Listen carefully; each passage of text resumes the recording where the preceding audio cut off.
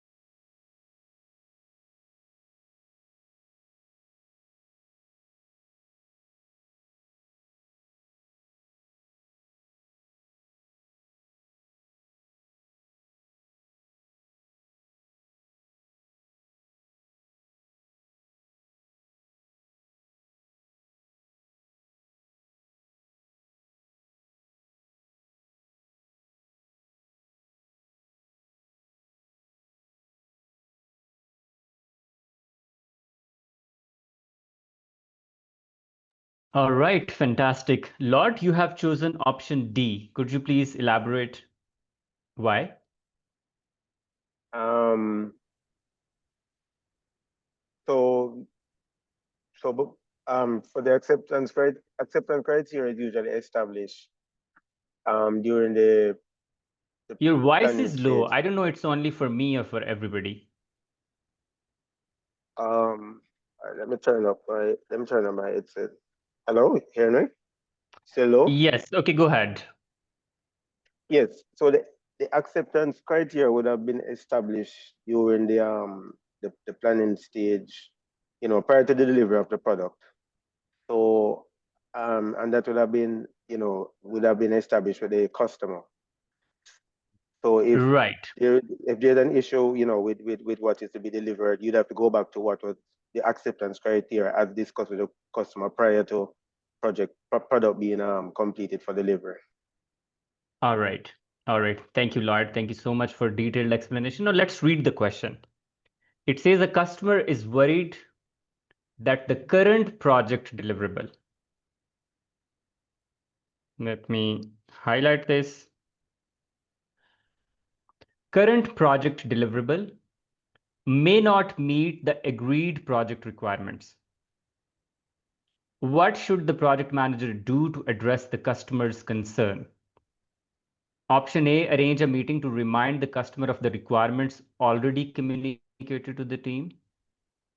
So we don't just arrange a meeting to remind the customer, right? If there are any concerns, we need to find a solution. Okay. So we're not going to do that. We're not going to just remind the customer. Option B, record the customer's concerns as a risk in the risk register and plan a suitable response. Not just that, we need to understand what's the problem, right? If somebody says, I'm not convinced or I'm not confident that you would be achieve your target, you need to talk to them. Okay, what's the problem, right? So we're not just recording the concerns as risk. So you can eliminate option B. Now let's talk about option C. C says review each deliverable with the customer. Why are you reviewing each deliverable with the customer? The problem is with the current deliverable, not with all the deliverables. So this has made this option wrong. Last one, ask the PO to revisit the acceptance criteria discussed with the customer. Right? So we will see what was discussed with the customer and if we would be able to achieve that, and you have a discussion with the customer to see what's the issue. So to better understand what's the problem, then you find the right solution. So correct answer is option D. All other options are incorrect. We're not going with reminder. We're not going with just recording. We're not reviewing all the deliverables. We will be going with acceptance criteria of this deliverable and discussion with the customer to understand what's the problem. So correct answer is option D. Relatively very simple, very easy question, but very challenging, right? So you'll see very similar questions in the exam. Simple statements, short questions, but very challenging when it comes to finding the right option. Okay. So, okay, next question.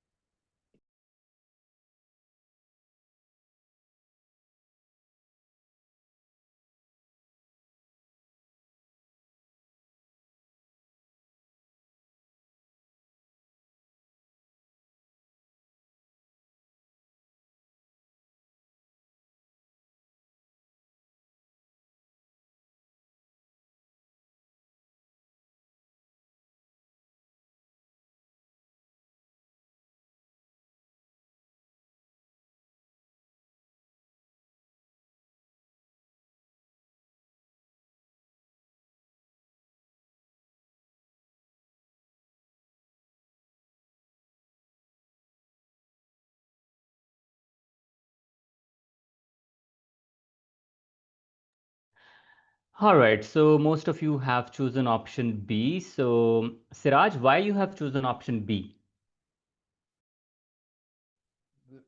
The primary Audible? Yes. Yeah. Primary factor of the checking, the list of the checking is the checklist. All the items when we are completing, it will be reviewed with checklist. So let's read the question. It says the project manager collaborates with stakeholders to outline all steps. So we are outlining all steps required to complete a recurring task. The manager wants a simple way. So one, we want to list all the steps. And second, a very simple way to confirm that each step is properly performed every time. What should the project manager use? Flowchart, checklist, histogram, facilitation. So facilitation is the technique that we use when we conduct meetings, right?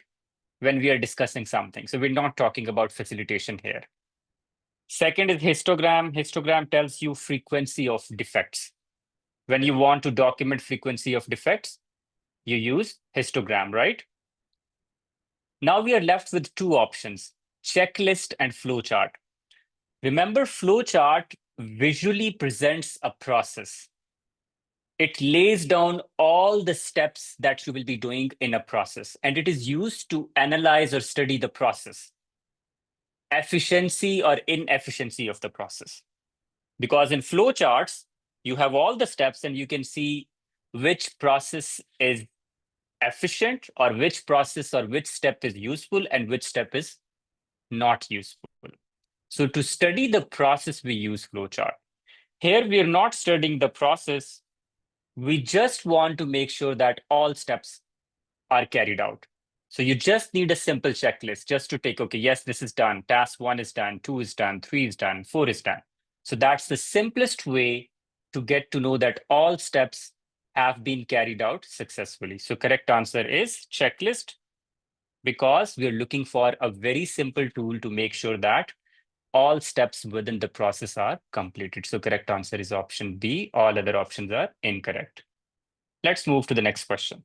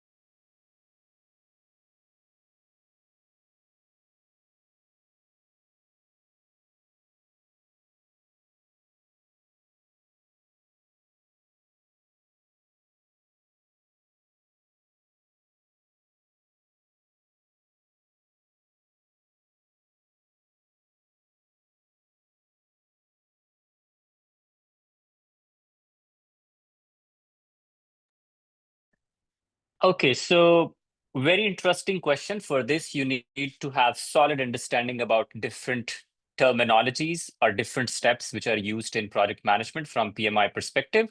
So let's read the question. It says a key project deliverable has been completed.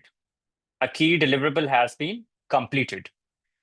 And the team needs to ensure it meet all defined requirements and technical specifications. So we need to ensure that all technical specifications have been met. What we should be doing next. So let's see. First, review the organizational process assets. OPAs have nothing to do with it. What are OPAs? For anyone, OPAs are organizational assets, organizational data repositories, lessons learned, historical data. Historical data, lessons learned, they have nothing to do with what you should be doing next. So we're not going with OPAs.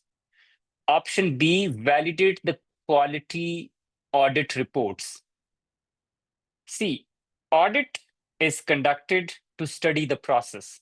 to check the accuracy of a process, like if the process is right or not, if the process is being implemented or not. We're not talking about process verification here. Just remember for your exam, audit is for process verification, right? And inspection is for deliverable or product or features verification. Here we're talking about features or deliverables. We're not talking about process. Since we're not talking about process, so we're not going with option B here, neither A. Now we're left with two options, C and D. Verify the project scope. Now, verify the project scope. Actually, there is no word as verify the project scope. The word they use is validate scope. But let's see, even if we are using verification as validation, validation means you present the product to the customer for formal acceptance. You understand, everybody? We are not talking about formal acceptance here. So validation means formal acceptance by customer.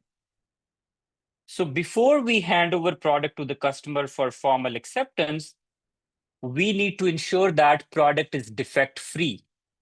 And to do that, what we do is we do quality control. And in quality control, we perform inspections. And as a result of inspection, we verify product deliverables and features. They have met requirements and technical specification. So correct answer here is option D. All other options are incorrect. In order to verify that product has met or deliverable has met technical specification, we need to inspect the product. We need to perform testing. Inspection and testing are part of quality control, right? So correct answer is option D. Is it clear, everybody? So before you do validate scope, before you present product to customer, you do quality control. So D is correct in this situation. All right, I hope it is clear to everybody. Next question.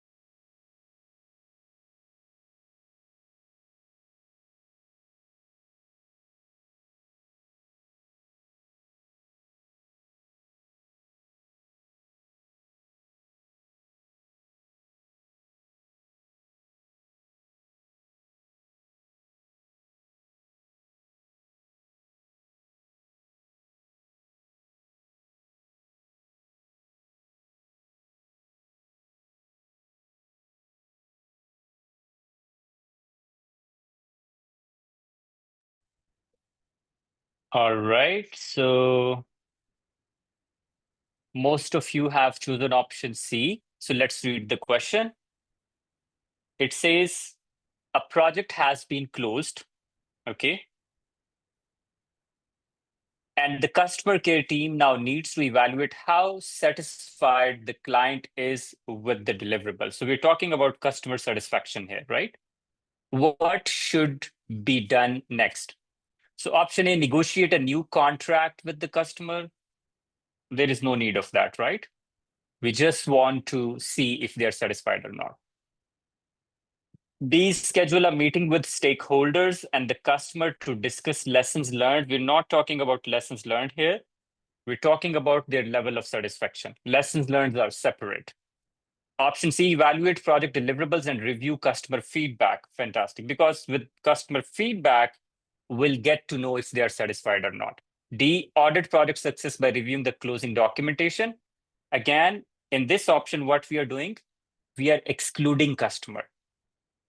how we get to know if customer is satisfied or dissatisfied without talking to them, right? Without having their feedback. So again, it has nothing to do with customer feedback. So if you really want to know if customer is satisfied or not, go for customer feedback. And customer feedback can be obtained through various data gathering techniques. You can conduct interviews, you can conduct surveys, right? You can conduct workshops. So there are various ways to understand customer feedback, right? So correct answer is option C, which most of you have chosen. All other options are incorrect. Okay, let's move to the next question.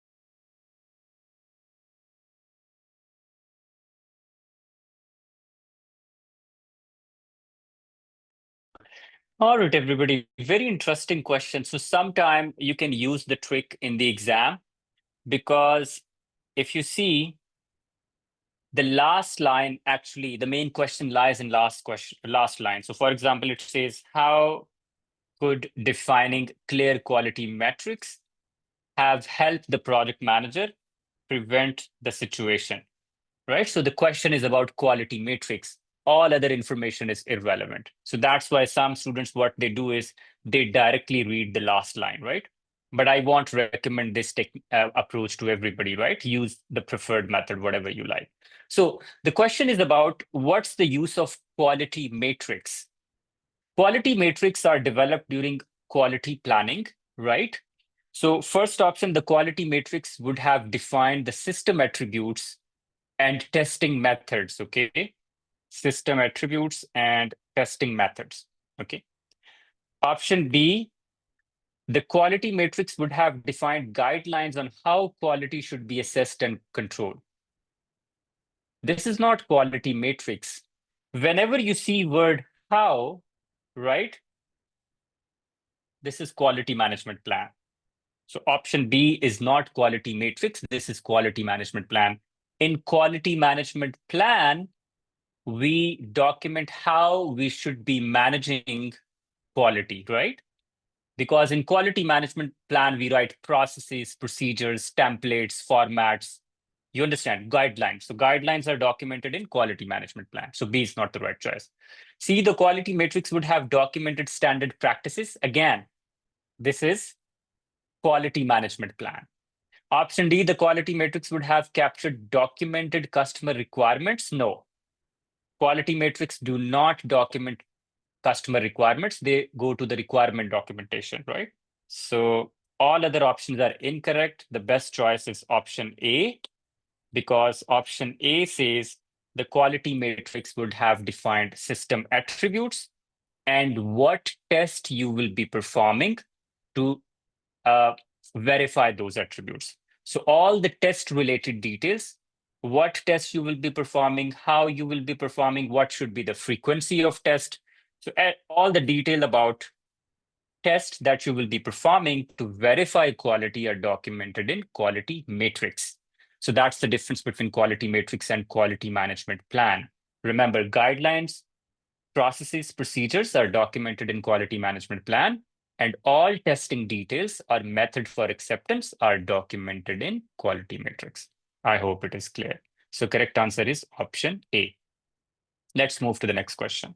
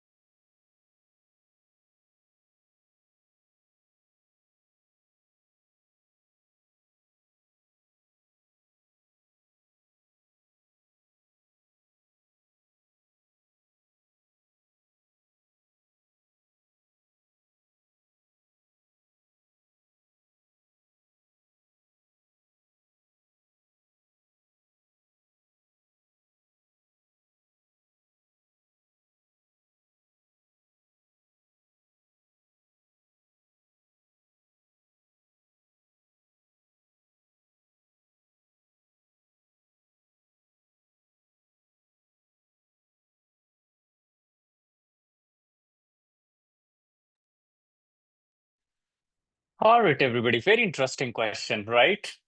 You need to have solid understanding about product management concepts to find the right answer. So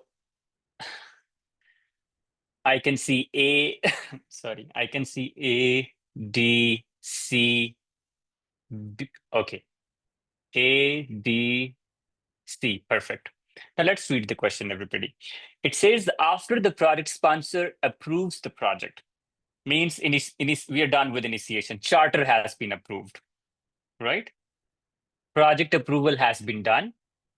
The project manager organizes a meeting with the sponsor, key team members, and stakeholder to discuss how the formal acceptance of completed deliverables will be managed. So again, the question is about how. And when it is how, it is one of the management plans, right? This is what we have just discussed. Because in management plans, you write guidelines about how you will be doing that particular aspect of your project. Okay. So it won't be project charter. It won't be requirement documentation because the question is about how. Question is about guidelines. You understand, everybody? In charter, we do not write how. In requirement documentation, we do not write how. We do not talk about processes. I hope it is clear to everybody who have chosen A or B. Now we are left with two options, C and D. So how the formal acceptance, what is formal acceptance? We have just talked about formal acceptance here. See? So formal acceptance is called validate scope. Validation of scope is what we have just discussed. When we say we are seeking formal acceptance, actually we are validating the scope. And validating scope means presenting product or deliverable to the customer and seeking their validation. This is what we call scope validation.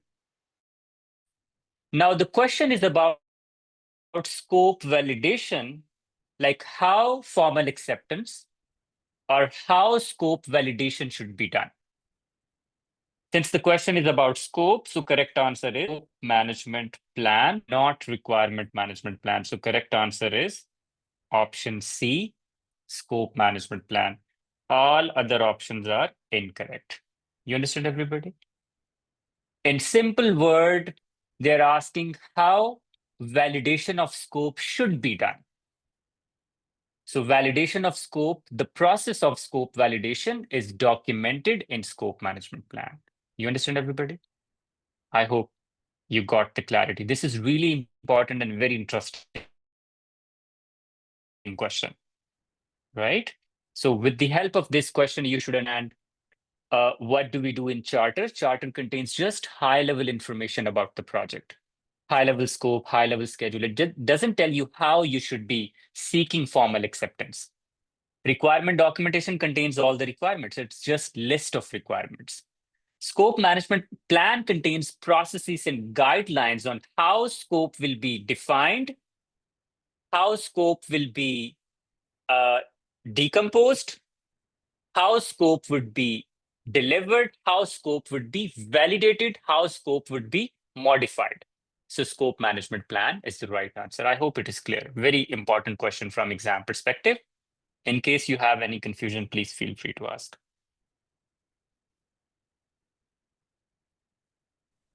Hi, Okay. the question is, Next question. is there any plan that's called requirements Yes, go ahead, management plan? please.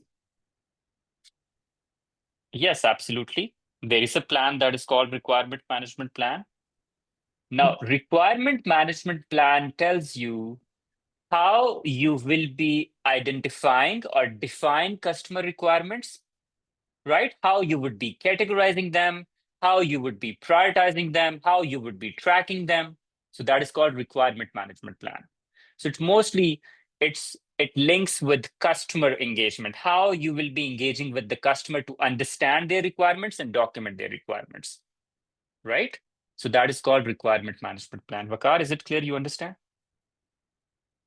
Yes, sir. Thank you. Okay, wonderful. So let's move to next question.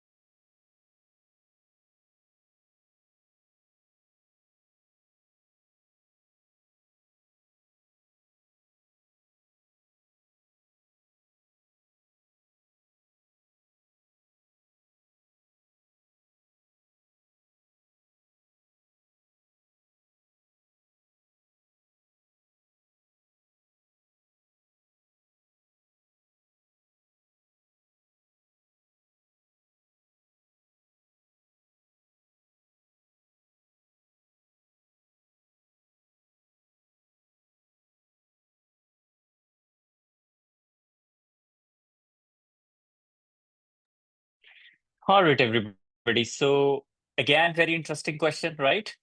So let's read it. It says the client initially approved the quality standards. So see, if you recall the keywords, right? Most of the questions could be answered with just keywords. Quality standards. Who would like to answer? Where do we document quality standards? Where do we document quality standards? Anyone, please. Quality management plan. Quality management plan. Fantastic. In quality management plan, we write quality standards and quality policy, right? So first of all, we need to have this. So that's why I say when we talk about PMP exam is about three things. One, you need to understand sequence of activities, what you should be doing next. Sequence is really important. Second thing, you need to have solid understanding about tools and techniques, right? So tools and techniques are important, but in current exam, this is not a major portion of your exam, but you can expect 15 to 20% of the question in your exam where you need to have solid understanding about tools and techniques. Like what is histogram, right? What is flowchart? What is brainstorming? So these are tools. And what is Monte Carlo simulation? What is probability and impact matrix? What is stakeholders power interest matrix? All of these are tools and techniques. And then the third most important thing when it comes to exam is documentation. Documents. You should have solid understanding about various documents in product management, right? What is product charter? What is business case? What is product management plan? What is quality matrix? All of these documents are really important. So if you understand these documents, why do we have these documents and what do we add in each document? Most of the questions could be answered. So if I write the percentage roughly 50% of your exam is sequence, what you should be doing next, right? 50 to 60%. And 15 to 20% is, your documentation. So this is the distribution of exam these days. So a lot of focus on sequence, what project managers should be doing next, okay? Right. So if we read the question, the client initially approved the quality standards to be used for evaluating final deliverables. However, after review, the client is requesting additional improvements, claiming the deliverables do not meet expectations. Which document should the PM refer to in order to address this concern? Once they have approved quality standards, right, then they are requesting additional improvements. They want higher quality. So quality standards are documented in quality management plans. So you need to go back and see what you have documented in those quality standards and what client expects you to change. So correct answer is option B, quality management plan, because quality standards are documented there. It has nothing to do with scope management plan, nothing to do with requirement documentation, nothing to do with charter. Scope management plan contains how scope should be managed. Requirement documentation contains list of requirements, and charter contains high-level project information for authorization and approval purposes. So the question is about quality management plan, quality standards, improvements in those. So answer is quality management plan. I hope it is clear. Next question.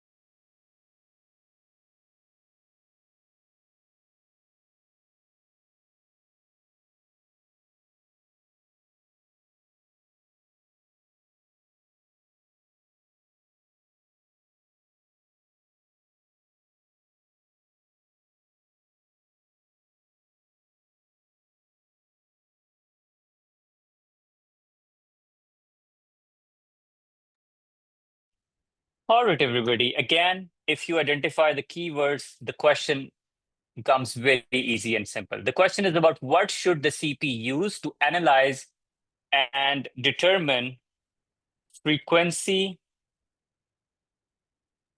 and distribution of these defects. So the question is about frequency. Flowchart does not talk about frequency. Flowchart tells you the process. When you want to study the process, you use flowchart. When you want to understand the process, so this is irrelevant here. Affinity diagram. Affinity means similarity. When you want to categorize different items in different categories and types based on similarity, you use affinity diagram. So we're not talking about categorization here, right? Because affinity diagram is used for categorization. So we are not talking about categorization or prioritization here. So affinity is irrelevant. Third is control chart. Again, control chart is used for to study your process, if your process is optimized or not. So when you want to study process optimization, or if there is anything wrong with the process, you go with control chart. The only correct answer here is histogram, because histogram tells you frequency of events or frequency of defects in the form of a bar chart, right?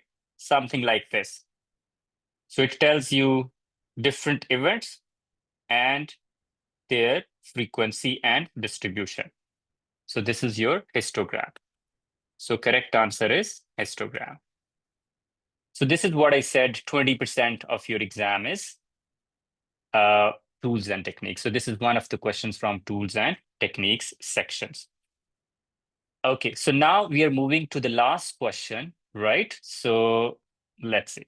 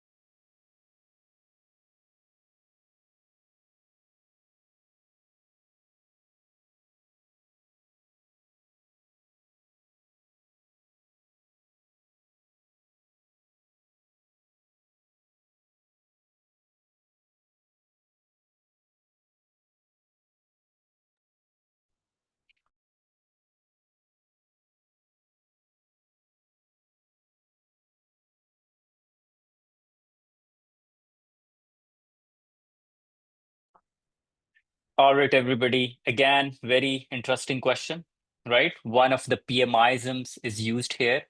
So let's read the question. The question says a PM is reviewing work performance data during project closure, right? And discovers that one deliverable was not accepted.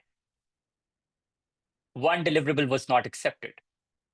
The remaining work required for acceptance will delay the project completion by 2 months.